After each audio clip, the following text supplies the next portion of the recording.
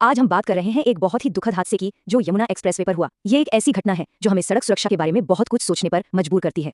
ये सिर्फ एक हेडलाइन नहीं है, है ना? ये एक कड़वी सच्चाई है जिसने कई परिवारों को हमेशा के लिए बदल दिया। चलिए समझते हैं कि उस सुबह आखिर हुआ क्या था। तो चलिए अब जरा गहराई से समझते हैं कि आखिर हुआ क्या था। तो ये हादसा हुआ कहाँ? ये हुआ उत्तर प्रदेश के यमुना एक्सप्रेसवे पर। अब देखिए, ये कोई आम सड़क नहीं है, ये एक हाई स्पीड कॉरिडोर है और यहाँ विजिबिलिटी का कम होना कितना खतरनाक हो सकता है इसका अंदाजा लगाना भी मुश्किल है। और ये कोई छोटी मोटी टक्कर नहीं थी। हुआ ये कि एक के बाद एक कई गाड़ियां आपस में टकराती चली गई। इसे कहते हैं मल्टी व्हीकल पायलट। और इस हादसे की भयावहता का अंदाजा आप इसी बात से लगा सकते हैं कि इसमें हर तरह की गाड़ियां थी। सोचिए, पैसेंजर से भरी बसें, फैमिलीज वाली कारें और बड़े बड़े सामान लेकर जा रहे ट्रक, सब के सब। तो सवाल ये उठा है कि आखिर इतना बड़ा हादसा हुआ कैसे? क्या वजह थी इसके पीछे? चलिए देखते हैं। अच्छा, तो देखिए, यहाँ दो चीजें एक साथ हुई। एक तरफ तो थी कुदरत, मतलब घना कोहरा, इतना घना कि विजिबिलिटी लगभग जीरो हो गई थी। और दूसरी तरफ थी इंसानी गलती, बहुत तेज रफ्तार।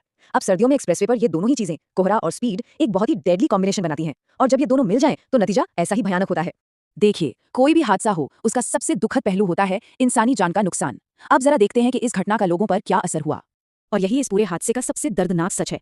उस सुबह कई जानें चली गईं, कई जिंदगियां हमेशा के लिए खत्म हो गईं। और जो लोग इस हादसे में बच गए, उनमें से भी कई लोगों को इतनी गंभीर चोटें आईं कि उन्हें शारीरिक और मानसिक तौर पर इससे उभरने में न जाने कितना वक्त लगेगा। ऐसे में घायलों के लिए एक एक मिनट कीमती था। उन्हें फौरन पास के अस्पतालों में पहुंचाया गया। डॉक्टर्स ने अपनी पूरी कोशिश की, पर कुछ लोगों की हालत बहुत ही नाजुक बनी हुई थी। जैसे ही हादसे की खबर मिली, इमरजेंसी सर्विसेज तुरंत एक्शन में आ गई। तो देखते हैं कि रिस्पॉन्स कैसा था। देखिए, ऐसी सिचुएशन में टाइम बहुत क्रिटिकल होता है, तो जैसे ही इन्फॉर्मेशन मिली, टीमें तुरंत मौके पर पहुंची और बिना एक पल भी गवाए रेस्क्यू ऑपरेशन शुरू कर दिया गया। और ये कोई एक टीम का काम नहीं था, ये एक कोऑर्डिनेटेड एफर्ट था। पुलिस, एम्बुलेंस, फायर ब्रिगेड, सबने मिलकर फंसे हुए लोगों को बाहर निकाला और घायलों को अस्पताल पहुंचाया। इस हादसे का असर सिर्फ उन लोगों पर नहीं पड़ा जो इसमें शामिल थे। एक्सप्रेसवे पर सोचिए, मीलों लंबा जाम लग गया, हजारों दूसरे लोग भी घंटों तक फंसे रहे। तो आखिर में सबसे बड़ा सवाल यही है, हम इससे क्या सीखते हैं और ऐसे हादसों को दोबारा होने से कैसे रोक सकते हैं?